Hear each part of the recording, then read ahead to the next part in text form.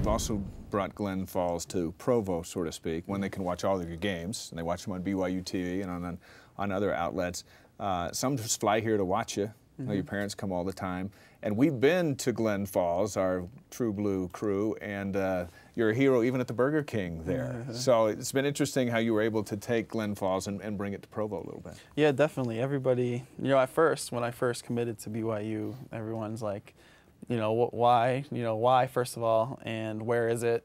You know, second of all, a lot of people don't know anything about Provo, Utah, or Utah in general, and from back east. But, you know, I told them a little bit about it, and, you know, they've all been following my career, you know, from back home. That's something that, you know, has been really surprising to me to see how many people continue to follow my career throughout, you know, me being here at Brigham Young. So it's great for them to know a little bit about Provo, and now they know, you know, a lot about it, different things, and a lot of people have actually come out here to watch me play, and a lot of them go out to the Mountain West Conference tournament and watch me play, and they see it on BYU TV, like you said, all the time, and the Mountain Channel and everything. So it's great to have people know a little bit about Provo, and actually also the people of Provo know a little bit about Glens Falls. So it's been working both ways, and, you know, this game that we're going to have is going to be really exciting, I think.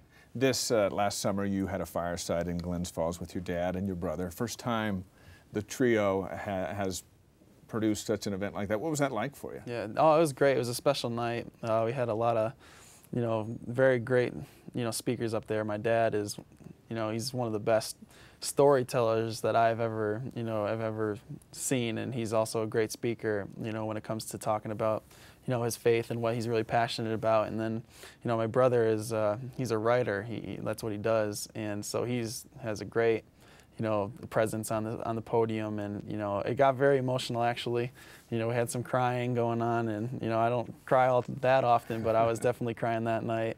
And it was a special moment for all of us and for everybody that was there to see it. And we had a lot of people there actually that weren't LDS, that were just coming from the community and just wanted to hear us speak. And, you know, I think it was a good kind of a missionary tool to help us, you know, with this church and help them see what we're all about. So it was great. Now, your brother takes a lot of credit for creating you and your basketball skills, so to speak. And the story of him jumping out in the hallways at church to scare you while you're dribbling, I think, has already made it through the rounds of Cougardom. But very proud brother. He's been an unbelievable support for me, just to have him always around. And, you know, some other older brothers probably wouldn't want their younger brother hanging around them all the time. Especially, I'm 7 years younger than he is, so I was a lot younger.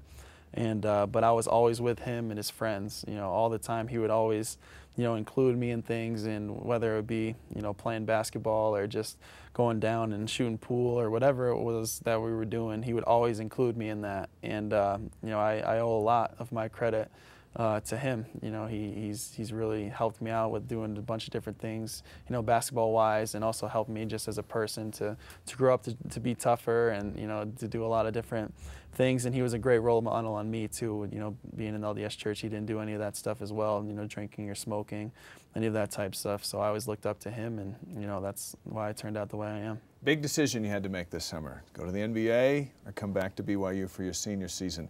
How close did you get to going pro? Yeah, I was definitely very close. You know, it was definitely a tough decision, and one of the toughest decisions I've ever made in my life. Just and why didn't you? Yeah, just because, you know, like I said, it is like I said, a tough decision, just because, you know, it's your life that you're talking about. It's what you're going to be doing for your career and what you want to do, you know, and your dream that you've been growing up.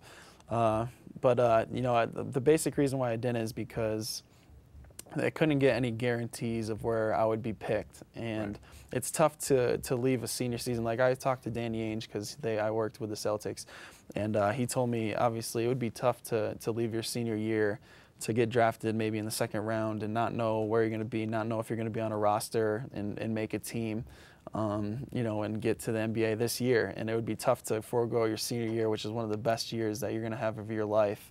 And get a college degree in order to go to the NBA and do that. So because I didn't know really where I was going to be going, then I decided that it would probably be the best thing for me to come back one more year, have a great year, and increase my stock, and have a great year with the team, just enjoy it, and see where it takes me after that.